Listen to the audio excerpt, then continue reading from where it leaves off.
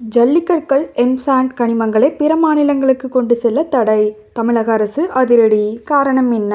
M-sand, ஜல்லிக்கற்கள், கருங்கல் உள்ளிட்ட கனிமங்களை தமிழ்நாட்டிலிருந்து அண்டை மாநிலங்களுக்கு கொண்டு செல்ல 3 மாதங்களுக்கு இடைக்கால தடை விதிப்பு தமிழக அரசு உத்தரவிட்டுள்ளது. தமிழ்நாட்டில் கனிம வளங்கள் குறைவாக உள்ளதன் காரணமாக இந்த நடவடிக்கை எடுக்கப்பட்டுள்ளதாக தகவல்கள் தெரிவிக்கின்றன. தமிழ்நாட்டில் எம்-சாண்ட், பி-சாண்ட், ஜல்லிக்கற்கள் உள்ளிட்ட கட்டுமான பொருட்களின் விலை தொடர்ந்து அதிகரித்து வருகிறது. மேலும் இந்த பொருட்களுக்கு தட்டுப்பாடும் நிலவி வருவதாக கூறப்படுகிறது. இதனால் வீடு கட்டும் மக்கள் மற்றும் கட்டுமான தொழிலில் ஈடுபட்டுள்ள நிறுவனங்கள் கடுமையாக பாதிக்கப்பட்டுள்ளதாக கூறப்படுகிறது. வீடு என்பது பலரின் கனவு என்பதால் அந்த கட்டுமான பொருட்களின் விலை உயர்வு பலருக்கும் பெரும் பாதிப்பை ஏற்படுத்தும்.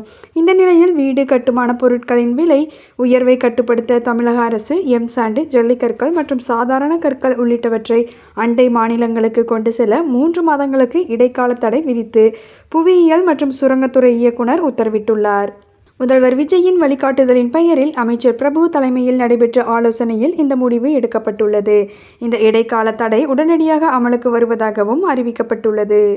இதில் புதுச்சேரி மற்றும் காரைக்காலுக்கு மட்டும் விலக்கு அளிக்கப்பட்டுள்ளது. இது தொடர்பாக கனிம வளங்கள் பிற மாநிலங்களுக்கு கொண்டு செல்வதை தவிர்க்க எல்லையோர மாவட்டங்களில் தீவிரமாக கண்காணிக்க மாவட்ட ஆட்சியர்கள் மற்றும் எஸ்-களுக்கு அறிவுறுத்தப்பட்டுள்ளது. வெளி மாநிலங்களுக்கு கொண்டு செல்லப்படும் கனிமங்களுக்கு தற்காலிகமாக தடை விதிக்க சுரங்கம் மற்றும் புவியியல் துறை இயக்குனருக்கு அதிகாரம் வழங்கி தமிழக அரசு அண்மையில் உத்தரவிட்டிருந்தது. இதன் அடிப்படையில் தற்போது தமிழ்நாட்டிலிருந்து கனிமங்களை ஏற்றுமதி செய்ய 3 மாதங்களுக்கு தற்காலிக தடை விதிக்கப்பட்டுள்ளது. இது தொடர்பாக இயற்கை வளங்கள் துறை அமைச்சர் டி.கே. பிரபு தனது எக்ஸ் பதிவில் தமிழ்நாடு முதலமைச்சர் தலைமையில் ஜூலை 27, 2026 தலைமைச் செயலகத்தில் நடைபெற்ற இயற்கை வளங்கள் துறையின் திட்டங்கள் மற்றும் செயல்பாடுகள் குறித்த ஆய்வுக் கூட்டத்தில் கலந்து கொண்டேன். இயற்கை வளங்களை பாதுகாத்து நிலையான வளர்ச்சியை உறுதி செய்யும் நோக்கில் செயல்படுத்தப்பட்டு வரும் திட்டங்களின் முன்னேற்றம் குறித்து விரிவாக ஆய்வு மேற்கொள்ளப்பட்டுள்ளது என்று குறிப்பிட்டுள்ளார்.